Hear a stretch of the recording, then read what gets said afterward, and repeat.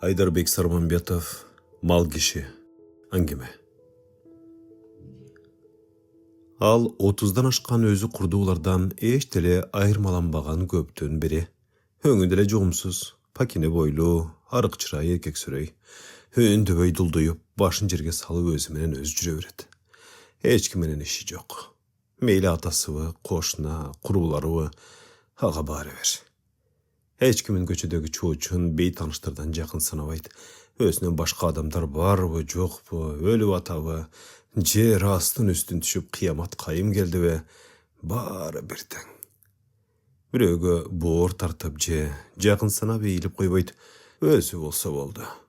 Жарытып деле ойлонбойт, мээси бош, көңдөй. Чөнтөк телефонунун же плееринин сайгычын кулагына сай болот да, керелден кечки көчөдө жумушунда же үйүндө болсун, жада калсы жатканда да анысын албайт. Ызы чуулуу, тажатма, чет элдин музыкасы кулагында жаңырган, алардын эмне тууралуу зар какшы урдап атканын деле түшүнбөйт. Түшүнгүсү деле келбейт. Тилин билбесе балени түшүнмөк беле. Тек кулагы бош болбой бир нерсени угуп турса болду. Ансыз өзүнө эч элестете албайт. Тим эле ашынган баңгичидей. Бузулуп, андан саалга ажырады дегичекте жинтүү болуп кетет. Кайсылактап, жинденип, кутурмасы кармап калат. Мындай көңдөй мээ киши сүрөйлөр кийинки кездери көбөйдү. Көчөдө, окуу жайларда, автодо тургай, өкмөт, парламентке чейин жайылып кетишти. Кенедей бир акыл жугузайын деп акыл насаат сөз угуп, китеп окуп коюшпайт алар. Цивилизация менен техниканын тескери баратышынан жаралып калган мутанттарбы же бүт дүйнөгө жайылып кеткен компьютер желесинин чымын туткунубу? Мындай адамдык касиеттен куружалак, баш териси тескери капталган зомби арбак кишилердин барган сайын саны артып барат. Илимий тилде компьютердик техниканын кулу деп жүрүшөт. Бу бир нерсе менен алып урушкансыган Марлендин жараткан иши деле жок. Сурагандарга техник деп коет. Бален техникиби? Мектепти элдир селдир бүткөндөн бери эзели китеп кырмаган жок. Адасы жетилип барган политехке өтпөй калып, үйүнүн жанындагы электр тармагынын райондук мекемесинде монтёрдун жардамчысы болуп жүрдү 2-3 жылдай. Болгон билими ошол. Андан каалгасында илинип турган жарыяны көрө калып, областтык театрда жарык техникинин жардамчысы болуп алган. Жанга тынч, бары жогу менен эч кимдин анчейин иши жок. Ага ошол эле керек. Ким бирөө аны жемелеп, акыл кеңеш айтып мажбурлабаса болгону. Театрда кайсы бир оюндар коюлганда сахнага ар демелерди ташышып, коюшуп, устаты жумшаган жакка барып, айтканын кың дебей аткарып коет. Техниктин зарыл иши чыгып же башы ооруппу, алыра көрсө, оюн жүрүп атканда жарыкты улам алмаштырып коюп күн өткөрөт. Болгону ошол.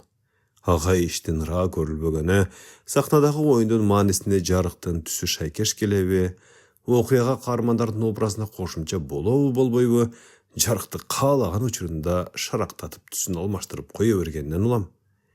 Кулагында өз кусаматы жаңырып атса, оюндун маани маңызын кантип уксун? Иши эмне? Ошондон улам айла кеткенде гана ага кайрылышпаса, анын зыяндан башка пайдасы жок. Атасы эмгек сиңирген геолог, иш билги, кесиптештери арасында кадыр барктуу адам. 80-нчи жылдын башында бүт дүйнөгө коммунизмди орнотуу идеологиясына жан дилинен берилген ал туңгуч балалуу болгондо Маркс менен Лениндей акылман, жарды жалчыларга күйүмдүү адам болсун деген тилек менен экөөнүн атынан Марлен атаган болчу. Жалгыз баласынын эмементип, жан жүрөгүндө ныпы моту жок, элге жат, тирүү өлүк болуп калат деп түк ойлогон эмес. Эс тартканынан эле көпчүлүктөн обочуланып, бөлмөсүндө керелден кечке телевизор тиктеп жата береринен аны буйрса чыгармачыл адам болот го деп көңүл жооткоткон. Түгөлбай же Айтматовдай чыгаан жазуучу, Алыкулдай акын же Муратбек Рыскуловдай театрдын Болот Бейшеналиев, Сүймөнгул Жокморовтой кинонун атактуу артисти, Айтиевдей сүрөтчү болуп кетсе жаманбы? Андай болсо эле жыргатпадыбы? Жок, ал үмүт акталбады. Баласынын жалаң чет элдик музыка, шоу телеберүүлөрүн гана көрөрүн байкап, кабатыр тартып, кыргызчыларды көрүп, өз элиңин тилин, салтын билип жакындасаң боло, деп көрдү эле уулу.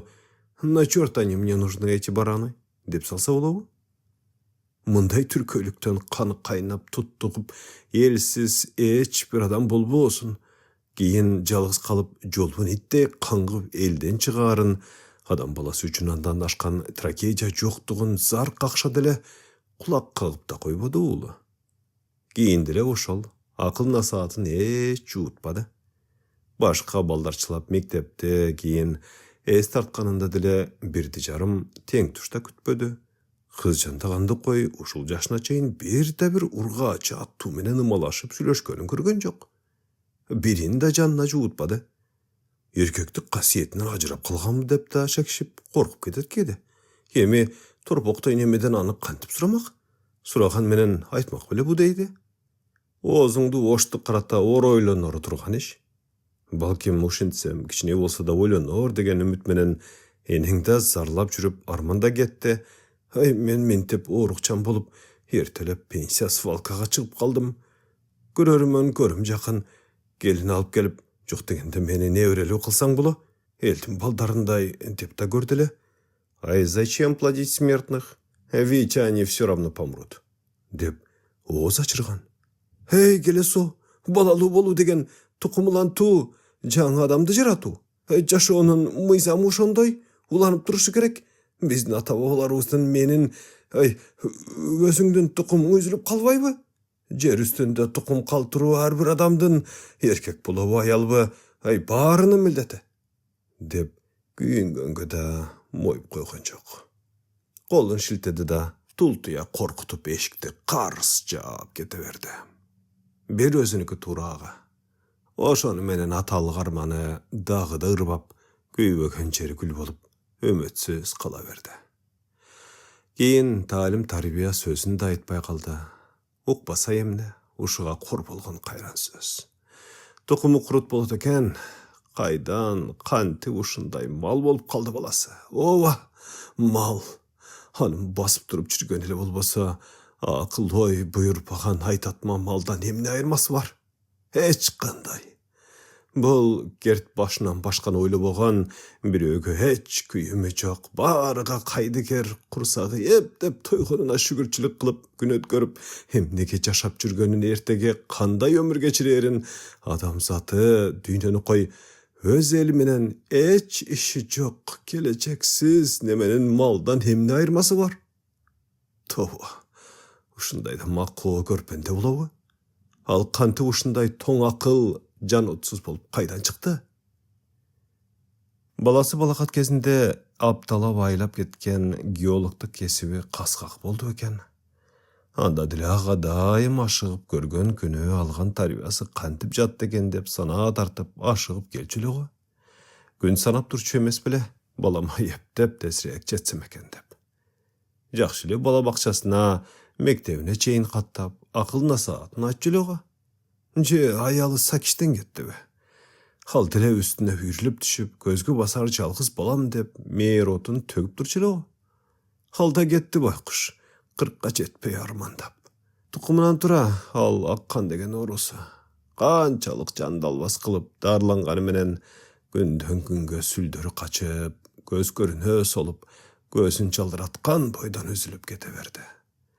Ошонто да алсыз колдору менен баласын бооруна ысык кысып, мойнунан, кечкесинен шуулдата жыттаклап, кан жанынан чаралган жалгызын кыйып кете албай, катуу кыйналдыраматылык. Ошол баласынын барманы ушу. Аны ашкере эркелетип алышканбы, ким билсин. Дымагы да, мээсинде мыдыры да жок баласынын азыркы мал абалын сакиштин көрбөй калганы рас болгон экен. Жүрөгү жарылбаса да, мээ кайгы болуп өтмөккө турулуу эле анын. Энеге баласынын башсыздыгын көрүүдөн ашкан азап барбы? Балким келечегине, ишинен өскөнүнө керек болот деп баласын орусча бакчага, орусча мектепке беришкенинде болсо керек бу, бузуктун башы. Ал кыйналбасын деп үйүндө да орусча сүйлөшүп, дилин жат кылып алышкан окшобойбу өз элинен. Бүгүндө Марлен ишинде илмейип, көрүнгөндө көлөкөдө ээрчеп, кол кабыш кылып жүргөн, кулагында баягы телефонунун сайгычы.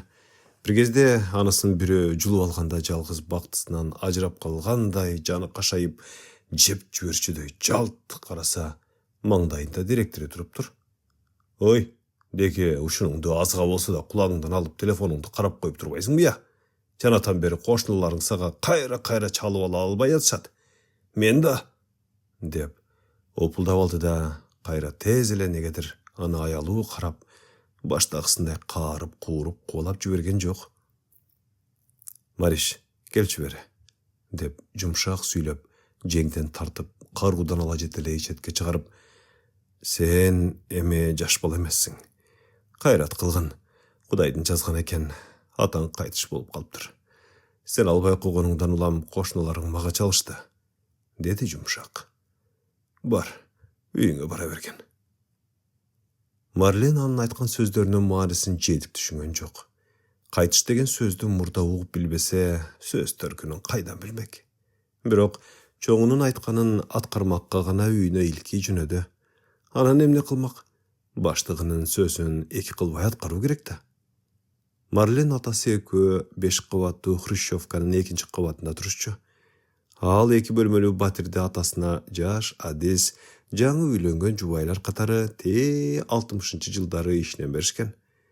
Алардын болгон мүлкү ушул болчу. Үйүнүн эшиги алдында топурашкан жоон топ адамдарды көргөнү менен эч таназар алган жок. Кошуналар экен, чоочундары да жүрөт. 2-3төн топтошуп турган алар Марлен жакындап келгенде ага жапырт тегелешип жол бошото беришти. Ал өндөбөй үңкүйүп үйүнө көтөрүлдү. Булардын эч кими менен эч качан саламдашып сүйлөшчү эмес. Бу жолу да ушентти. Өңдөрү жылуу, бейтааныш кошуна аял кесектер да тепкичке топурап туруп алышыптыр. Алар менен иш эмне?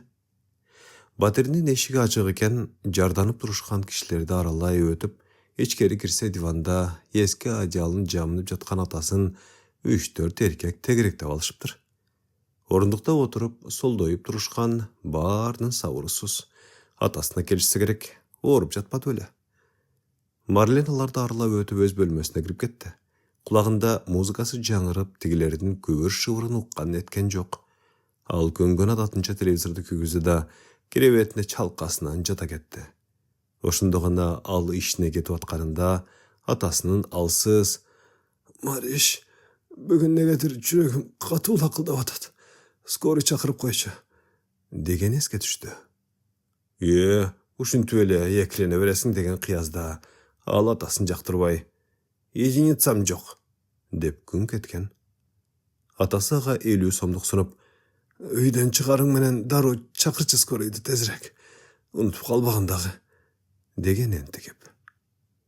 Ал өтүнүчү такыр эсинен чыгып кеткен тура. Ай мейли, эртең деле чалып коет скорыйына. Кудай алмак беле. Бир маалда көбүр шыбыр күчөп, кимдир бирөө өңөлдөп ыйлагандай болду. Анан эшик шарт ачылып: "Омей, бул акмактын жатканын кара. Ой, тур!" деген бет маңдайдагы кошуна чыңалган чанаштай семиз эрмек кажылдай кирип келип, карысынан булка тартты. "Эк, таштачы деген мушуңду", деп кулагындагы сайгычын жулуп алып урктуп жиберди. "Тыштоо!" Марлендин куйкасы курушуп, мушташа кетчүдөй тура калды. "Чөт надо!" Эрмектин оозунан сөз түшүп, кара көк тарта жарылып кетчүдөй туттугуп саалга көзүн алайта үнү буулуп калды да: "Эй, сволочь! Ит! Атаң өлүп калды! Твой отец умер, понимаешь?" деп тегенин акылына жетпей жатабы, түшүнсүн дегендей орусчага чала сүйлөп жарылып кетти. Марлендин оюнун баары алып ыргытылган сайгычта болуп, кантыбаны тесинен алап коюп кайра кулагына сайып алуунун аракетинде болчу. Тигинин каскагына жаны чыга кашайып турган. "Ну и что умер?" деди ал көзүн акшыйтып эрмекке. "Я что ли виноват в этом?" Эрмек анын артынан баласына кайрат айталы деп баш багышкан кошуналары эмне дешерин билбей үнсүз мелтейип дел болуп калышты. Марленин кылыгы алардын акылына сыйбай турган болчу. "Тобу, ушундай да макуу мерес бала болобу?" деген aşu oy barının dilinde mıqtay qadalıp ayran taң қалып тұрышты. Öldü. Ну и что? Менім не қылайын? Марлен үтіріңдөп тигілер түшінсін дегенде қырғызша чалып, бұлдырықтап, сайғышын жерден алып құлағына сайды. Ой, бұ түй ата, ақмақ тұрбай анық. Адатын чалғач ермек күйіп кетті. Эй, мен саға атаң өліп қалды деп атам. Понимаешь это ты? Понимаешь ты это? Отец умер. Өлік қамылғасын көрбейсің бе? Көнбейсің бе атаңды? Чё? Как? Обязательно мен, что ли, көмөт? Марлендің жаны да қашайды. Анын бейғам жашоусын тынчын бұзып атышса, қантып жинденбесін? Все набросились на меня, блядь, как собаки. Қошналардың да чыдамы түгеніп кетті өлем, ермектің артындағы Мұрутжан жашырағы жулынып келіп, жатмақ қабы же олтырмақ қабы керебетіне бұрла берген Марленді артынан желкеге бір чапты. Ким, блядь, саға, я? Атаңды көмөлдеп саға жан тартып келген біз бе? Ақмақ. Марлен қолдорменен башын қата отыра қалды да, суки, деп, лажысы түгені ызалу өңілді ойлап жіберді. Ал атасынан айырылғанын емес, алсыздығынан, мұндай қордықты өмірінде бірінші жолы көріп атқанынан жаны ашынып кетті. Аға ушынша жашқа келгені эч кімнің қолы тұрғай сөзі деген емес болчу. Қату шапалақ деген кежігесі аябай ачышып, көзінен от чағылыша түшкен әлі. Ай, қой, болды. Жөн, ақмаққа теңеліп, мұндан пайда жоқ екен. Тақырлы мал болып қалған тұрбайбы. Арбақ үшін өз расмебізді жасайлық.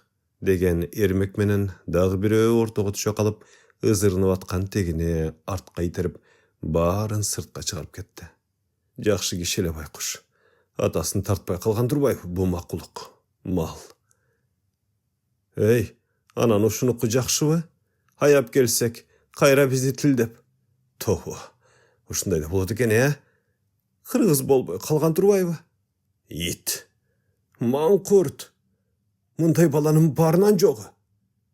Қоуранып, жаны кейген көпчілік топырай шығып кеткен соң, жаны севола түшкен Марлен ачықан желкесін қашығылап, біразға тұрды да жаны жайыла қайрадан керебетіне сулай жата кетті. Ел деген ел емес пе? Қошналар түйіп көтірлі қолынан келгеніне жүрқап, жайын қаздырып, ақша чоғылтып, марқұмды ертесіле ептеп көм қойшты. Анығын кім білсін? Балдар үйінде өсіп, туғандарын таныбай қалған ба, же аларды табуға ниеттеніп шығынған емес пе? Марқұмдың жақын туғандарынан бір да бірі келішкен жоқ. Ұлының қылығын ұғышқан көпчілік аны естеп, жаназасына тұрғызып, топырақ салғанға да чақырып қойышпады. Көрген ұққандардың бары андан түңіліп қалышқан болчу. Андай мал кеше арбақтан айланып кетсін деп жеріп қойышты.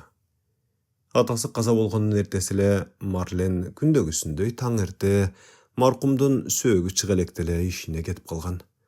Аны көрген ішіндегілер жеткізішкен бе, директоры дару кабинетте чақырып алып, Марлен, еме болары болды, беліңді бекен бұғын. Балкем ақшадан қиналып тұрғандырсың. Сақа ор болды. Театрда іштегендердің атынан саға жардамыңыз болсын, деп қолына конверт қырматты. Бара қой, атаңды жайына тапшыр. Сыртқа шығып, ептеп тамағын жасап қойчу атасының жоқтығын ұрлам, кежеетен бері нар албай, құрсағы қаңтарлы ашып тұрған әлі, жақын қашқанаға ашыға жөнеді.